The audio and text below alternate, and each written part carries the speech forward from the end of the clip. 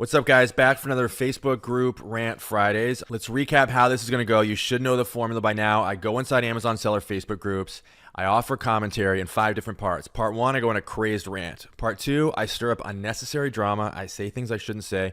Part 3, I give you specific, tactical, actionable Amazon selling advice you can go make money with. Part 4, I do buy or pass. I show you a book on a scanning app that I find in a Facebook group.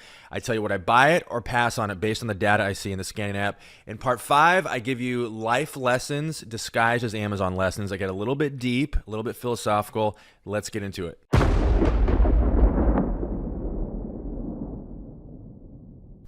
All right, here's one. Newbie question, this person says, if you go through old inventory that hasn't sold within 3 or more months and remove it, should that help with getting the buy box more often?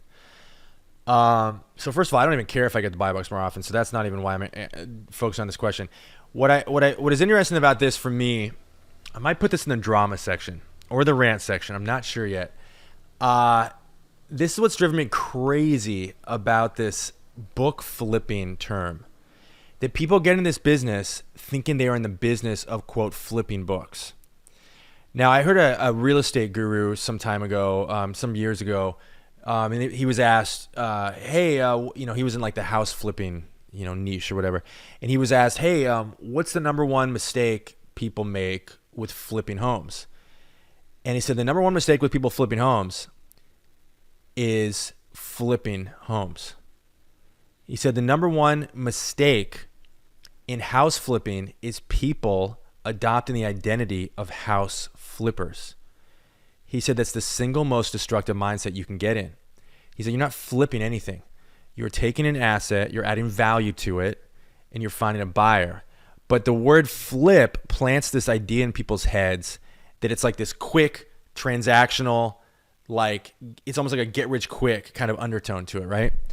So, I think that term carries a lot of weight, and words have power and they have meaning and they get into your subconscious mind. I'm getting a little esoteric here, but words have power. And so when you get into a business and you think you're in the book flipping business, you're going to go out of business because you're not in the book flipping business. That's not a thing. Flippers always fail. That's a motto I've used before. And so this person is, because I'm making a lot of assumptions here, but I'm assuming this person got into the business thinking they're a book flipper, which is evidenced by the fact they think they should get rid of inventory after 3 months. That's how flippers think. Hey, look, good luck staying in business. I'm not going to say it can't happen. Good luck staying in business if you need to turn over all your inventory every 90 days. All I'm saying is good luck. I do wish you luck. I am not hopeful for you, though. That is a flipper mindset. I don't have the hard numbers on this, but I'm going to make a bold assertion here that most of my sales happen in the first 90 days, to be sure. But most of my profits probably happen after the first 90 days. Huge lesson there.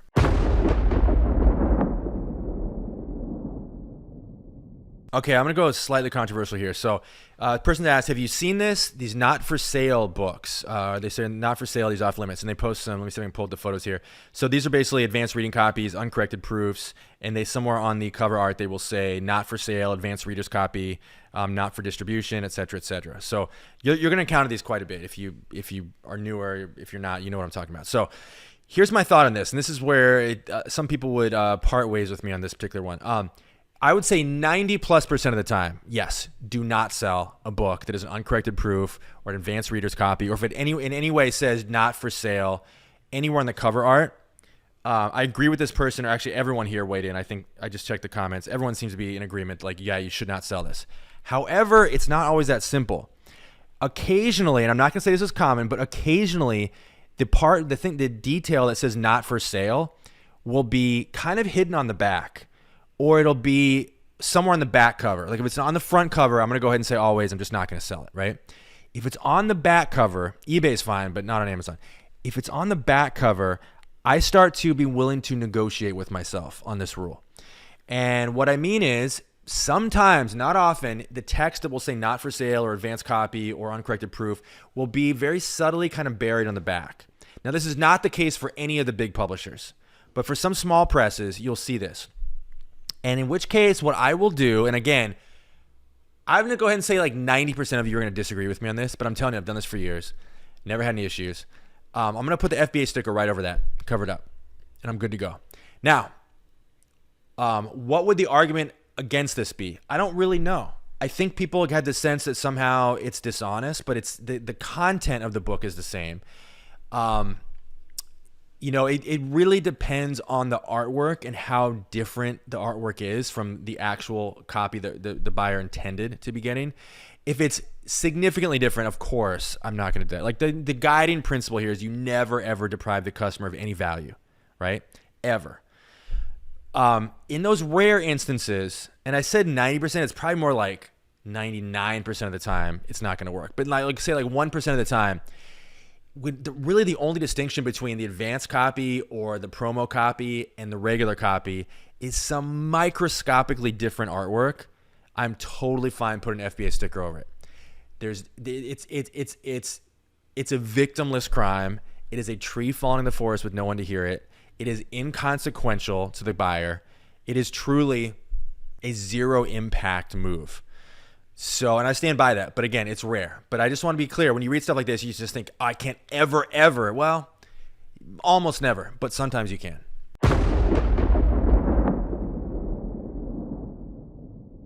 Okay, sort of an interesting one. This person found, I don't know if it's a first edition, what it is, The Shining by Stephen King.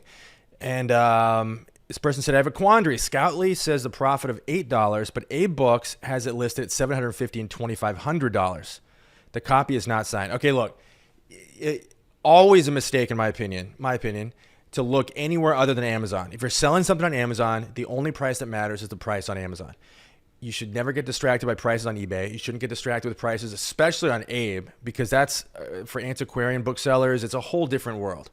You don't know if those books are. First of all, lots of people list books on Abe at obscene prices, not even expecting they'll sell at those prices. They'll take the same book, list it 3 times. They'll list it for $10. They'll list it for $100. They'll list it for $800. Same book. Again, so there's so many reasons to not look anywhere other than Amazon. You're selling the book on Amazon. The Amazon landscape is all that matters at that moment. So that's the lesson I would impart here. If you start getting distracted looking at eBay, and you see examples of that constantly, particularly in Facebook groups, sellers, thinking they have to okay, well, it's this, it's $20 on Amazon, but what is the eBay price? What is this price? None of that matters because you're not selling on eBay, and you should not even expect that your customers are looking on eBay. That's a lot of work. Most people don't do that. So you're not even let's say a book is selling for less on eBay than on Amazon. Does not matter because the chances of someone looking on eBay first, and that assumes they're shopping based on price. I mean, that might be you, that might be me. Lots of people do not shop based on price. They shop based on convenience. They shop based on trust of the merchant. They shop based on how fast it'll arrive in their mailbox. So, I don't even like the question of, is this a good book? Because I see prices that are different elsewhere. The Amazon price, if you're selling on Amazon, the Amazon price is the price.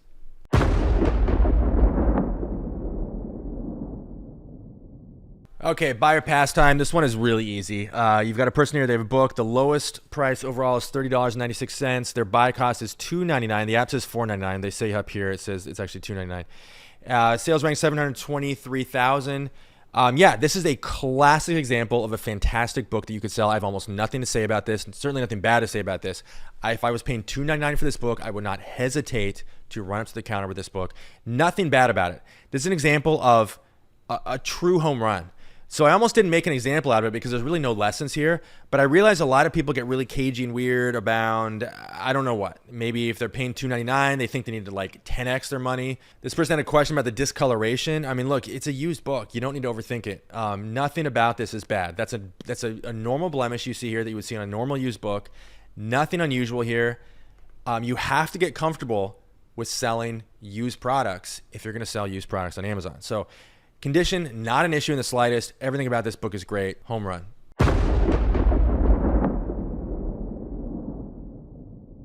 So this one's really interesting. I don't know what part of the video to put this in because this brings up so many thoughts. This person says, why is it recommended to sell new DVDs but not new books? You guys, where do we even begin with this one? Okay, so first of all, my first thought is it's interesting how when you have the perspective of time, how there's certain subjects that come up over years and years and then a decade or more. And this is one of those debates that never dies. In my opinion, it shouldn't be debated at all. Oh, I'll get to that in a second. But this whole like, is it okay to sell new books? Like, is Jeff Bezos gonna like come out of the closet and like, put a big net over us and take us to the Amazon jail? Like, there's just this conversation has been going on as long as I've been selling on Amazon. And so one would have to think, if this was actually a problem, wouldn't this have been decided by now? Like, wouldn't this debate have been settled? With the passage of so much time, if this was actually a death sentence for Amazon sellers, like, wouldn't there just be graveyards full of Amazon sellers that had sold new books and either got punished or banned or what? Like, this should be settled, right? I don't blame someone for being new and asking a question, of course, but the second thing that's so clearly, I don't need to let you know where I stand on this. I've been selling used books for a million years, new books rather, for a million years. I think I've gotten a couple of like weird like dings where I forget even how it works, but like Amazon sends you a notification, the publisher contacted them, and then you just take it down, the listing goes down. Like, I've had a couple weird things, primarily with textbooks. In fact, I think only with textbooks. But it's fascinating to me how one like minor wrinkle over here will have this crazy ripple effect, and the next thing you know, the sky is falling in Amazon selling forums, and you're not allowed to sell new books, or you're gonna get beheaded in town square. Like, it's crazy how little things become big things as they pass, through the chain of communication, as they ripple through the internet. It's wild to me. So extremely dangerous. I'm jumping all over the place here because I have so much to say about this. Extremely dangerous to put this question to an Amazon seller forum, because what you're not doing is you're not going to get a factual answer. You're going to get an echo of someone's temperament, someone's personality type. In other words, you're going to get a bunch of personality types giving what they're representing as facts when it's really just an expression of their personality type. Let me tell you what I mean. You've got the whole spectrum of people in this world, different temperaments, right? You got the people that are extreme risk takers, right? The people that will just like stare into the abyss and charge into the inferno, right? And then you've got people over here who are scared of their own shadows. You couldn't pay them $100 bazillion to jaywalk. If they take a flight now in 2023, they have to wrap themselves in saran wrap with wearing a gas mask. Like, right, you got the spectrum of people, right? So when someone asks, is it okay to sell new books? All you're going to get is people who are going to essentially divulge risk tolerance of their personality. You're not going to get facts.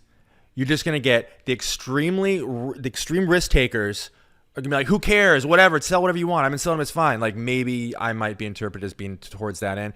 And then you're going to get the people over here who are like, they're clutching their pearls. I heard my neighbor's friend's boyfriend's cousin's uncle told me that if you sell a new book on Amazon, it's a felony in 29 states, right? You're going to get both ends of the spectrum.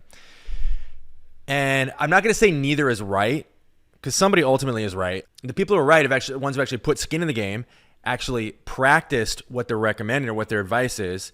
And then there's the people who don't, right? The people that just hear rumors and act on it. So what I want to say here is there are lots of subjects in the Amazon selling world, in this business that we're in, that are very dangerous to put in front of a public forum, up for public review or public scrutiny. You're just going to get an absolute. You're going to come out more confused than you went in, and you're just going to get a bunch of people who are projecting their risk tolerance onto a question, and the answers they give have really no relevance to the actual facts. And remember, this is the point I want you to really let sink in. One false belief in business, in life, one false belief can destroy your business. In other words, one person reading the comments here and walking away with the impression that you're not allowed to sell new books on Amazon, that could if they're in business for 5 years, that one false belief of possibly many that they pick up in these forums, just that one could cost them tens, if not hundreds of thousands of dollars. All because they spent 10 seconds reading comments on one Facebook post, and it plants that seed, and they're destroyed. They just obliterated God knows how much potential profit they could have made if they hadn't had this false belief, right? And that applies to a lot of things in life too. I mean, if you have the false belief that you've got a big nose because somebody told you had a big nose when you were 10 years old and you just accepted it as fact, you're going to go through your entire life assuming that you're unattractive and never taking risks and never talking to the girl you want to talk to, and it could just be absolutely devastating, right? So I guess I'm going to put this in like the life lesson part of this video, which is if you have a belief that could impact the rest of your life or your business, put it under a tremendous amount of scrutiny before you let it destroy you. All right, guys, we covered a lot of ground. You now have a 3-part mission. Are you ready? Mission number 1, subscribe to this YouTube channel. You can build a whole business off of what I give away for free. Do it right now. Number 2, get all my free stuff. Hit the link below this video. Go to fbamastery.com. Get free reports, free web classes, no strings attached. Free means free. Hit the link below this video right now. And mission number 3, take what you learned in this video and go make money with it. This is Peter Valley signing off. See you in the next video.